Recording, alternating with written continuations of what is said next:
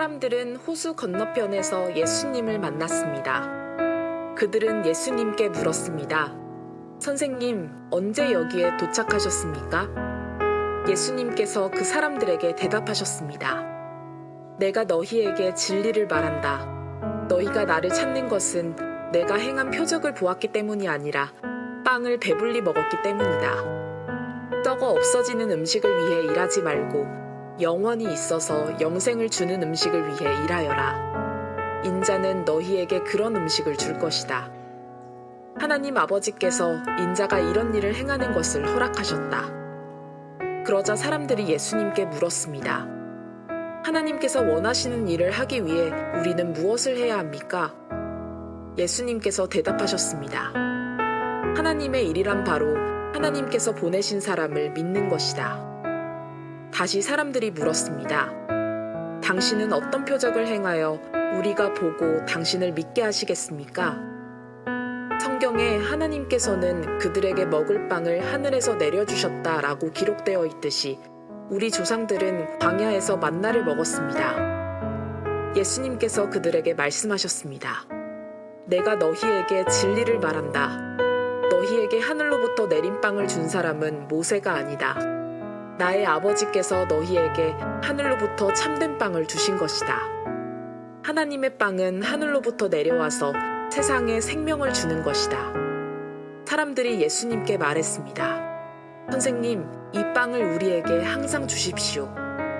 그때 예수님께서 그들에게 선언하셨습니다. 나는 생명의 빵이다. 내게 오는 사람은 결단코 굶주리지 않을 것이며 나를 믿는 사람은 결코 목마르지 않을 것이다. 오늘 설교의 제목은 우리는 무엇을 해야 합니까? 입니다. 창세기부터 요한계시록을 보면 성경은 일관되게 한 분을 가리키고 있는데 그분이 바로 예수님입니다.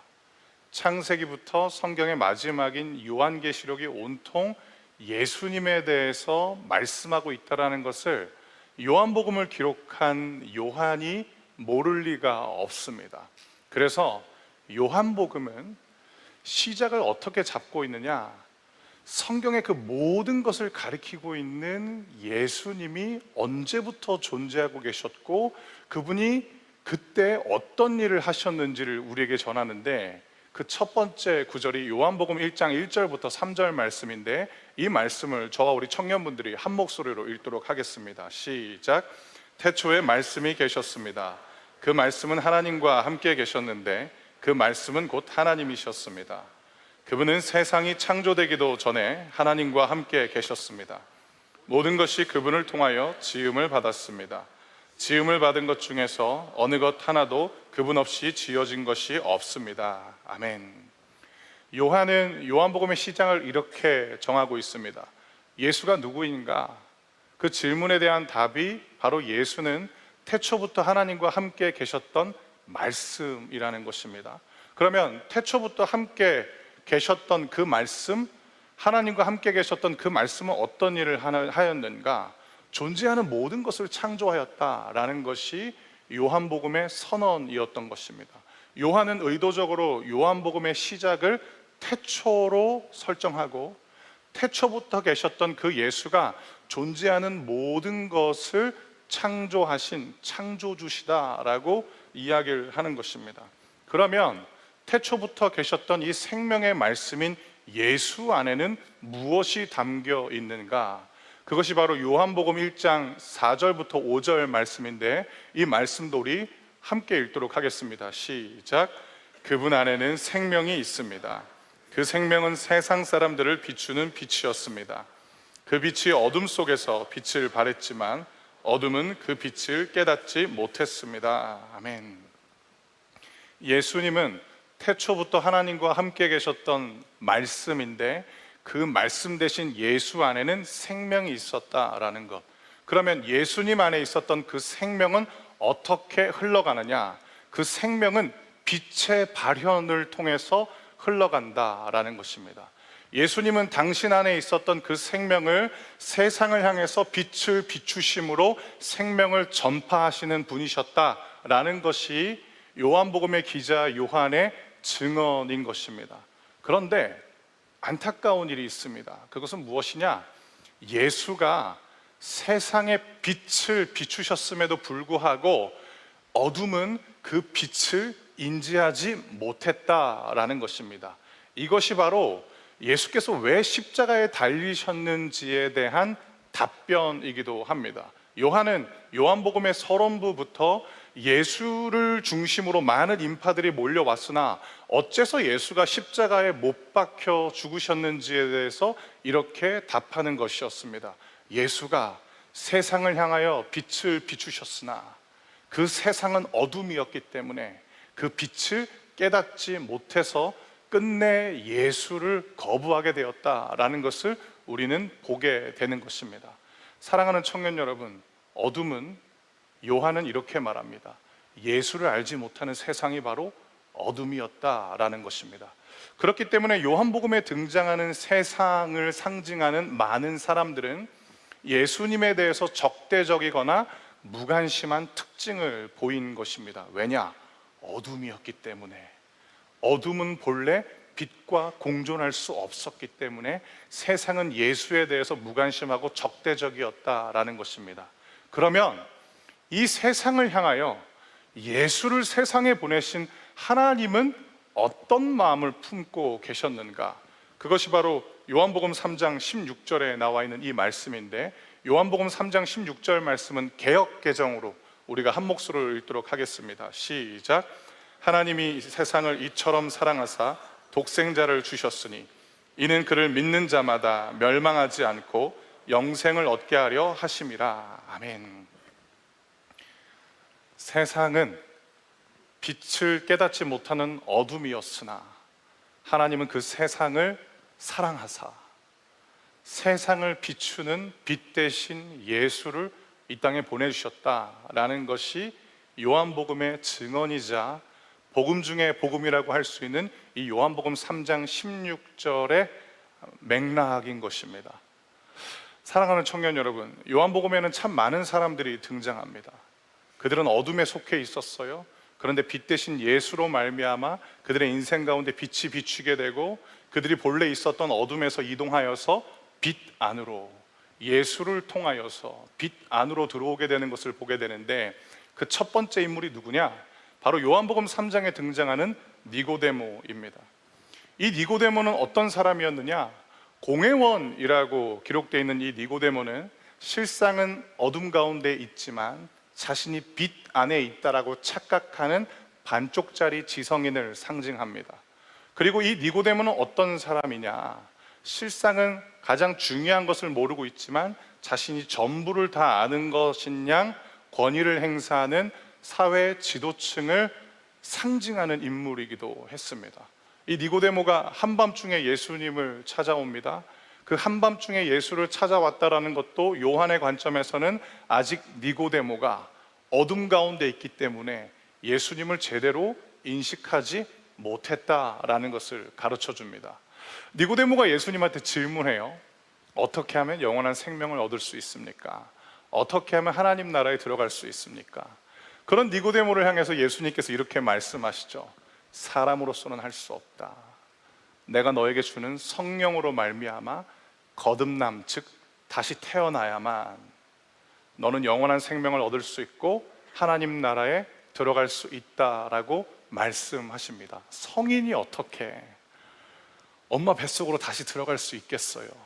예수께서 말씀하시는 다시 태어남은 사람의 힘으로는 불가능하지만 세상을 향해서 비추시는 빛 대신 예수가 주시는 성령으로 말미암아 가능할 수 있다라는 것입니다. 이 예수님의 복음, 이 예수님의 생명의 소식을 들은 니고데모는 처음에는 어둠에 있었지만 점차 빛 안으로 들어오게 되는 것이 요한복음의 결론부였던 것입니다. 그 이후에 요한복음 4장에서 또 한 명의 인물이 등장하는데, 아마 성경을 아시는 분들은 누군지 알겠지만 바로 우물가에, 정오의 뜨거운 태양이 떠야만 홀로 우물가에 나올 수 있는 사마리아 여인을 예수님께서 만나게 되는 것입니다. 니고데모가 실상은 모르지만 마치 다 아는 것인 양 착각하는 지성인을 상징하는 인물이었다면, 요한복음 4장에 등장하는 이 사마리아 여인은 어떤 인물들을 상징하는가? 삶의 소망을 예수님께 두어야 되는데 삶의 소망을 자꾸만 다른 것에 두다 보니 거듭되는 실패와 좌절로 낙심 중에 살아가는 인물을 예표하고 대표하는 것입니다. 사마리아 여인은 5번의 이혼을 겪었어요.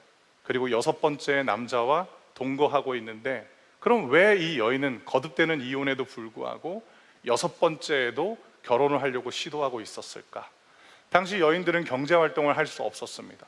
그래서 여인들에게 있어서 결혼이란 생존을 위한 필수적인 선택이었습니다.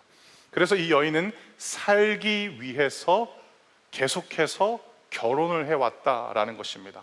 버림받아요, 다시 결혼해요, 또 버림받아요, 다시 결혼해요. 이 여인은 사랑에 목말랐던 것이 아니라 삶에 대한 욕구가 강렬했기 때문에 살기 위해서 계속해서 결혼했던 것입니다. 그런데 이 여인을 향해서 예수님이 빛을 비추세요. 그리고 이 여인에게 빛을 비추시는 방법은 무엇이었냐면, 여인은 별로 원하지 않았지만 예수님께서 포기하지 않고 이어나가셨던 대화였습니다. 어둠에 속했어요. 여인에게 점점 빛이 비춰져요. 그 증거가 무엇이냐? 예수님이 제대로 보이기 시작하는 거죠.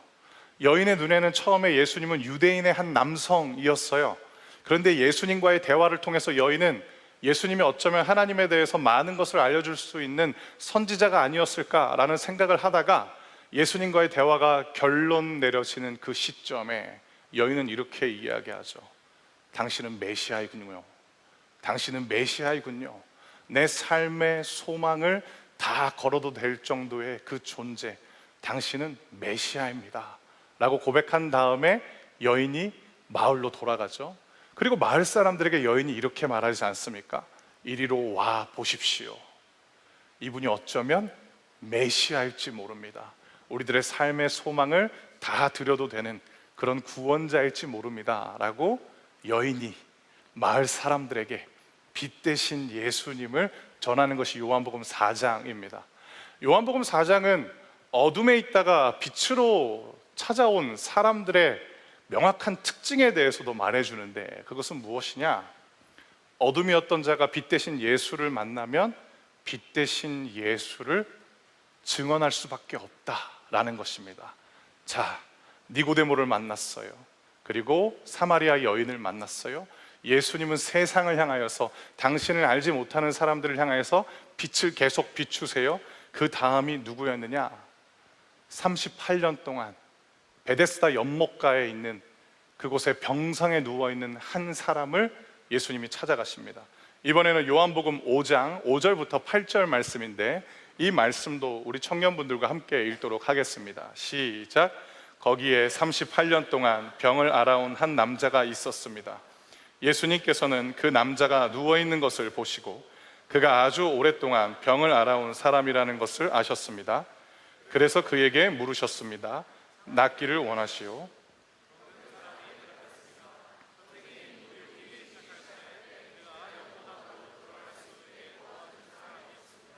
제가 물속으로 들어가려고 하면 다른 사람이 저보다 앞서서 물속으로 들어가곤 합니다.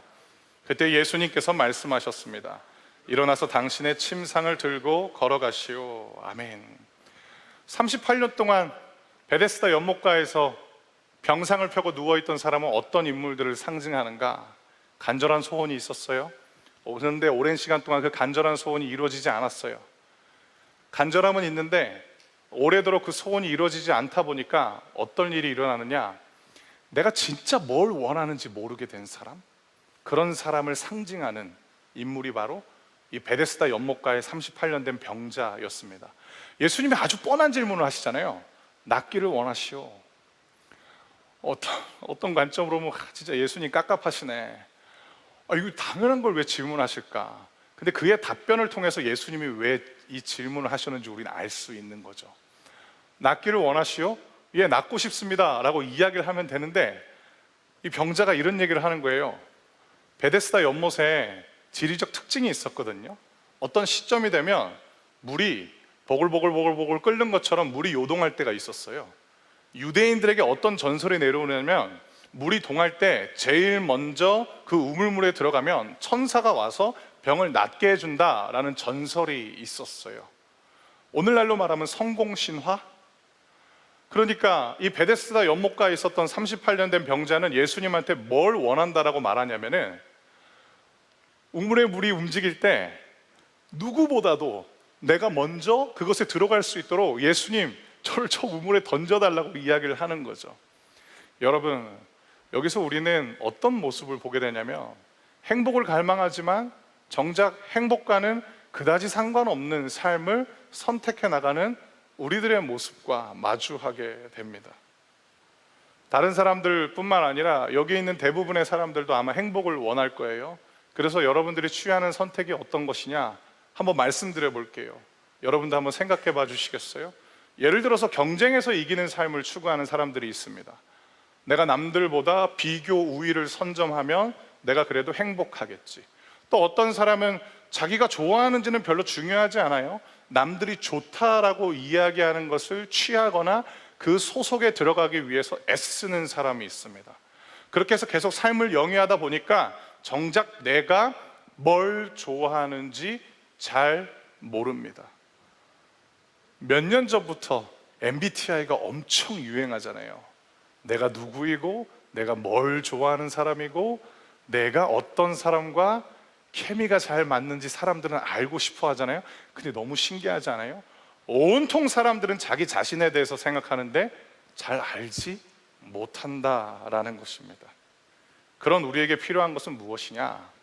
베데스다 연못가에 있었던 그 38년 된 병자를 치유하시고 회복하셨던 예수님의 말씀이 우리에게도 필요하다라는 것입니다. 여러분, 예수님의 말씀이 진리입니다. 그 진리 되신 예수님의 말씀이 여러분들이 누구인지 새롭게 정립해 줄 것입니다. 자, 여기까지 우리가 봐왔던 인물들이었어요. 니고데모, 사마리아 여인, 38년 된 병자.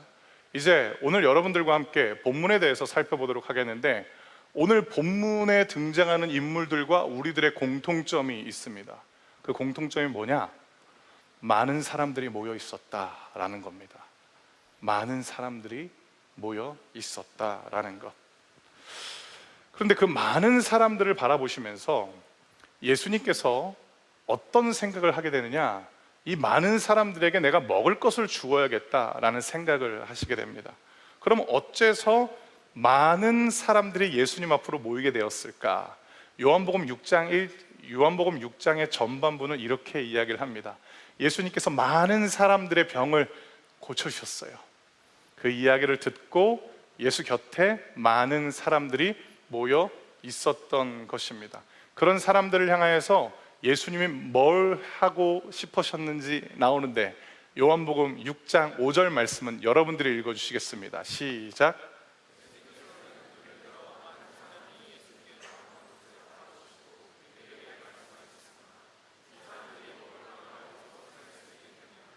아멘. 무리가 먼저 배고프다고 하지 않았어요. 예수님이 먼저 생각하신 거예요. 무리들이 먼저 먹을 것을 찾으러 떠나지 않으셨어요. 예수님이 먼저 방법을 간구하고 계시는 거예요. 이 장면을 통하여서 많은 사람인 우리 역시 예수님을 향해 그동안 갖고 있었던 막연한 어둠이 거치게 되는데, 그것은 무엇이냐? 예수님이 우리보다 우리 필요에 더 관심이 많으시다라는 빛을 우리는 보게 되는 것입니다. 또 하나, 예수님이 우리들이 살아가는 데 필요한 그 필요를 채우시기 위해서 우리보다 먼저 일하신다라는 그 빛도 우리에게 찾아오게 되는 것입니다. 여러분에게 예수님 어떤 분이세요? 우리 넥스트림 청년들은 봄에 한번 카운트 해보니까 한 70%가 교회에서 봉사하고 있어요. 우리 청년들의 70%가 주차 봉사도 하고 있거든요. 차세대 교사뿐만 아니라, 그러니까 세상에서 말하는 청년들이 교회를 떠나가는 이유를 갖고 있는 청년들이에요. 그리고 저는 우리 넥스트림 청년들한테 가끔씩 이런 광고도 해요. 어떤 선교지를 돕기 위해서 여러분 헌금해 달라고. 그러면 여기 있는 청년들은 정말로 최선을 다해서 헌금해요.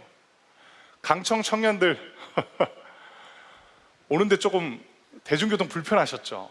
그죠? 끄덕여줘서 감사해요. 근데 끄덕인 사람은 넥든데 보니까 근데 여러분 함께 와주셨잖아요.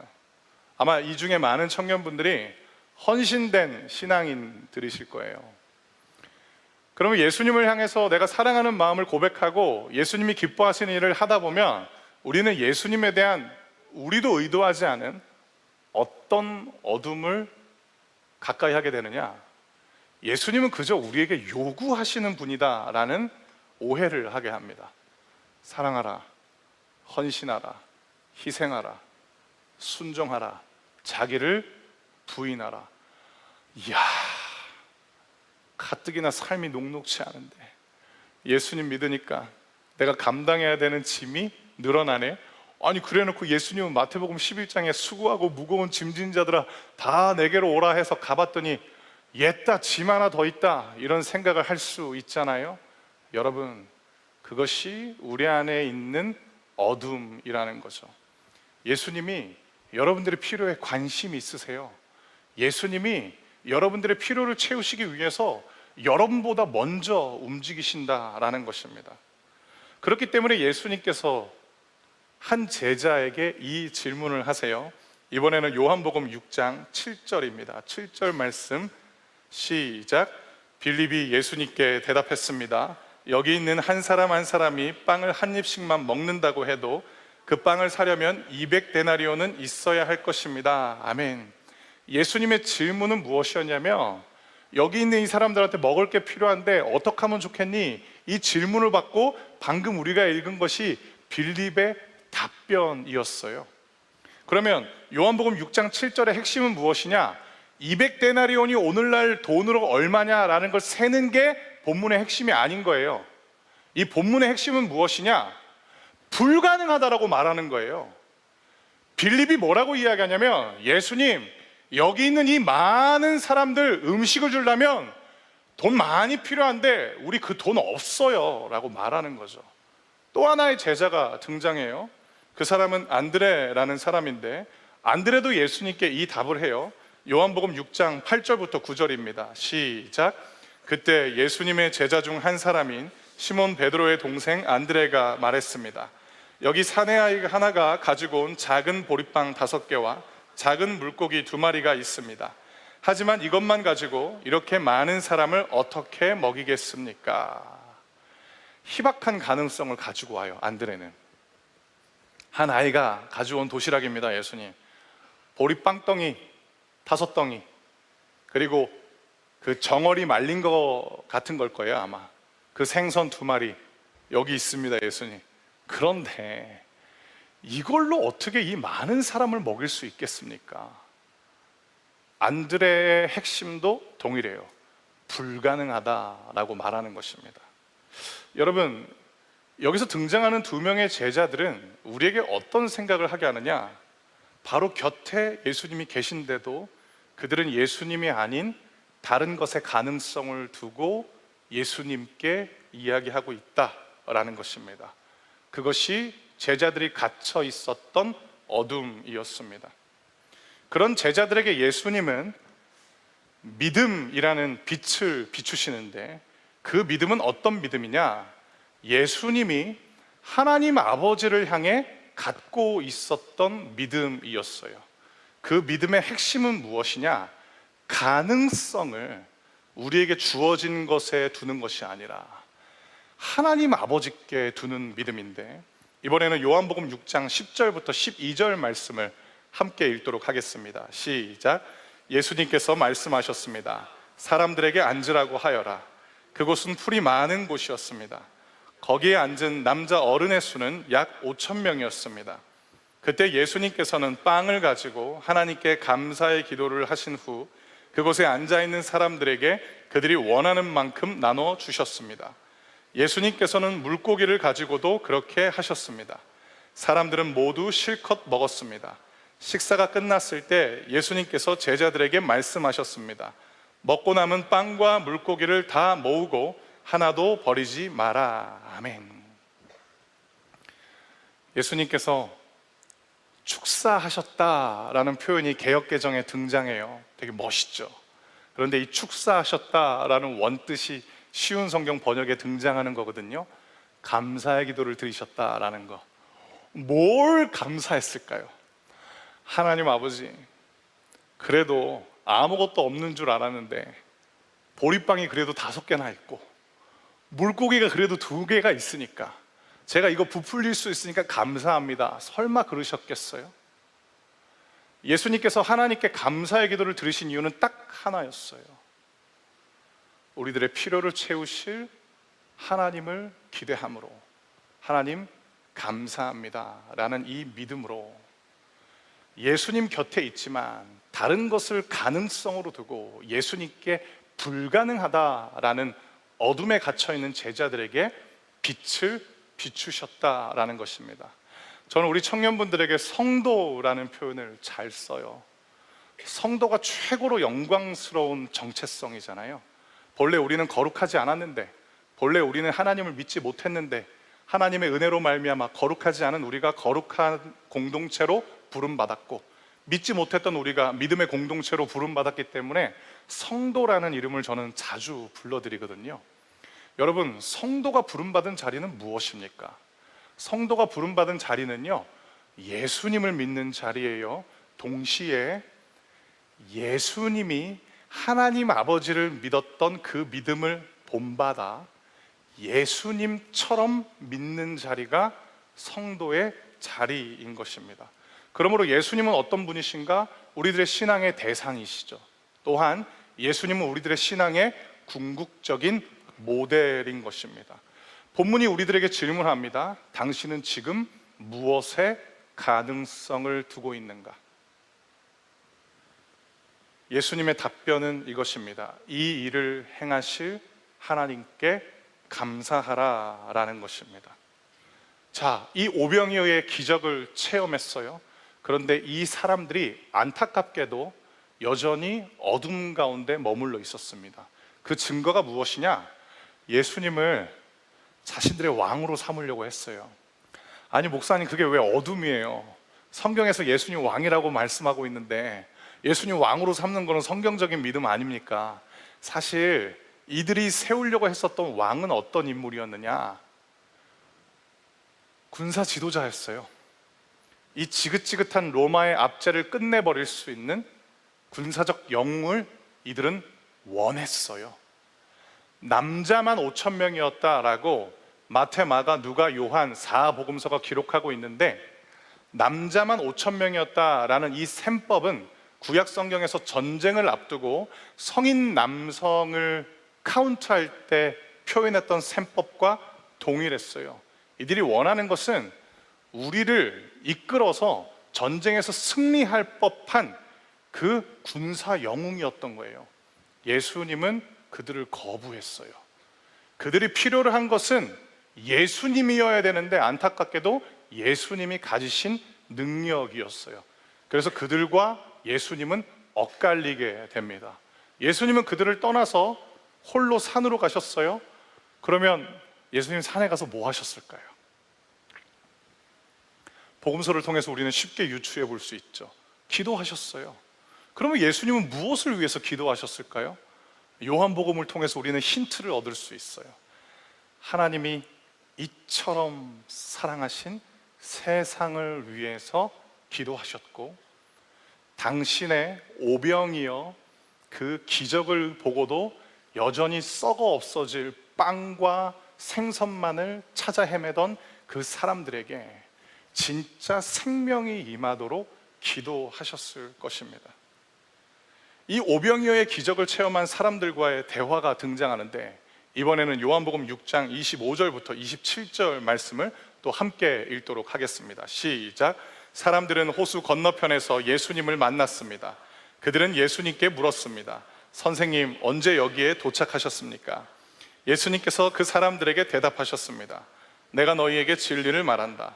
너희가 나를 찾는 것은 내가 행한 표적을 보았기 때문이 아니라 빵을 배불리 먹었기 때문이다. 썩어 없어지는 음식을 위해 일하지 말고 영원히 있어서 영생을 주는 음식을 위해 일하여라. 인자는 너희에게 그런 음식을 줄 것이다. 하나님 아버지께서 인자가 이런 일을 행하는 것을 허락하셨다. 아멘. 예수님이 진짜 주시고자 하는 것은 무엇이냐? 썩어 없어지지 아니하는 영원한 양식, 하나님께서 예수님 당신에게만 할 수 있도록 허락하신 그 일, 영원한 생명을 주시기 원하셨다라는 겁니다. 너무 좋잖아요. 그래서 우리처럼 많이 모여있는 이 사람들이 예수님한테 질문하는 거죠. 요한복음 6장 28절은 제가 읽어드릴게요. 그러자 사람들이 예수님께 물었습니다. 하나님께서 원하시는 일을 하기 위해, 즉 영원한 생명을 얻기 위해 우리는 무엇을 해야 합니까? 29절도 읽어드릴게요. 예수님께서 대답하셨습니다. 하나님의 일이란 바로 하나님께서 보내신 사람, 즉 예수님 당신이죠, 나를 믿는 것이다 라고 예수님께서 말씀하시는 것입니다. 사랑하는 성도 여러분, 사랑하는 청년 여러분, 믿는다라는 동사는 결코 모호하지 않아요. 추상적이지 않아요. 근데 문제는 우리가 모호하고 추상적인 명사 개념으로, 믿음이라는 이 개념으로 우리 스스로 흐릿하게 만드는 데 있는 거죠. 믿는다라는 것은요, 오늘부터 기억해 주세요. 의지하다라는 거예요. 기대는 거예요. 그리고 또 믿는다라는 것은 무엇이냐? 신뢰하는 거예요. 그리고 또 믿는다라는 것은 무엇이냐? 소망을 내 믿는 대상에게 두는 거예요. 기대하는 거예요.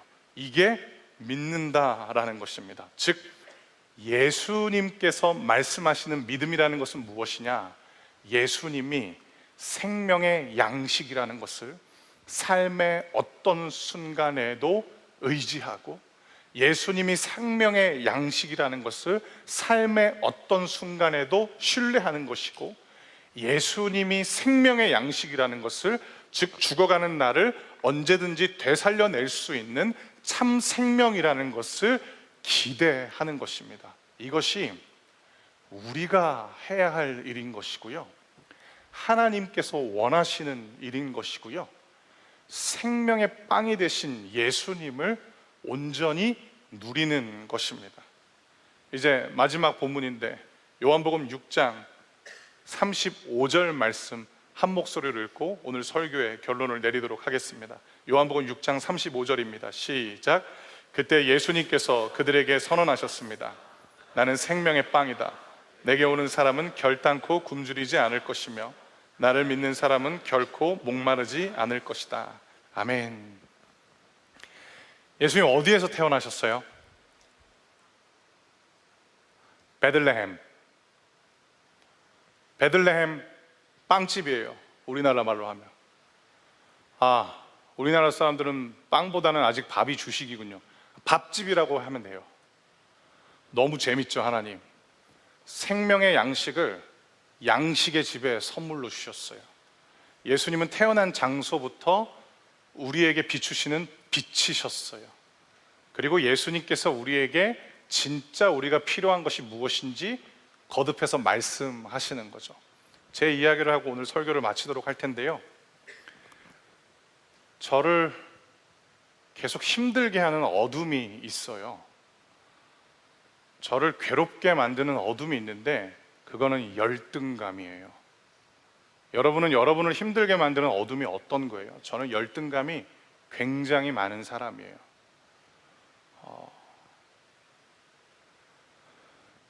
그래서 하루에도 자주 좌절해요. 저는 말씀 전하는 일을 잘하고 싶어 하는 사람이에요. 그런데 어려워요. 너무너무 어려워요. 그리고 말씀을 잘 전하는 사람들이 세상에 진짜 많더라고요. 세상이 넓다라는 말을 저는 많은 설교자들을 보면서 깨닫게 돼요. 사실 오늘 이 연합 예배 때 제가 담임 목사님들께 설교해달라고 부탁드렸어요. 근데 안 된다고 하시는 거예요. 서울드림교회 청년들을 위한 설교자는 너니까 네가 말씀 전하라고 하시는 거예요. 우리 교회 담임 목사님들 2분이나 계세요. 두 분 다 제 설교의 선생님들이세요. 제가 아주 자랑스러워하고 닮고 싶어하는 분이세요. 그래서 그분들이 전해주시는 말씀이 우리 넥스트림과 강청 청년 성도님들에게 줄 수 있는 최고의 선물이라고 저는 생각했던 거예요. 그래서 몇 번씩 여쭸어요. 목사님들이 해주시면 안 되겠냐고. 근데 그때 제 마음 한켠에 아주 작은 빛이 찾아왔어요. 예수님이었어요. 그리고 저한테 이런 말씀을 전해주시더라고요. 너의 연약함이 나의 강함에 문제가 되지 않는다라고 말씀하시더라고요. 너의 부족함이 나의 완전함에 걸림돌이 되지 않는다라고 말씀하시더라고요. 저는 공황장애 증세가 있는 사람이거든요. 하나님의 말씀은 생명수잖아요. 하나님의 말씀은 결함이 없잖아요. 근데 저는 결함이 있는 사람이에요. 제 마음이 병들었어요. 제 내면이 건강하지 못한 거예요. 그래서 저는 어떤 고민이 있냐면, 하나님의 말씀은 생명수인데 파이프가 녹슬어서 내 사랑하는 청년들에게 녹물이 흘러가면 어쩌나 라는 것이 저의 기도 제목이에요. 그런데 그때마다 예수님께서 이만큼씩 가까이 와주시는 거예요. 제가 멀리 갈 필요도 없이 예수님께서 정말로 가까이 와주시는 거예요. 그리고 빛을 비춰주시고 열등감이라는 제 어둠을 걷어내 주시더라고요. 저는 예수님이 생명의 양식이라는 걸 100% 믿어요. 그리고 이 예수님의 은혜는 내면의 평안만을 주는 것이 아니라 우리들의 삶에 필요한 치유와 회복을 가져다주는 실제라는 것도 믿어요. 사랑하는 청년 여러분, 여러분들의 삶에 예수님의 빛이 비춰져서 여러분들의 필요가 채워지고 하나님 보시기에 아름다운 인생들이 되시길 주님의 이름으로 축원합니다.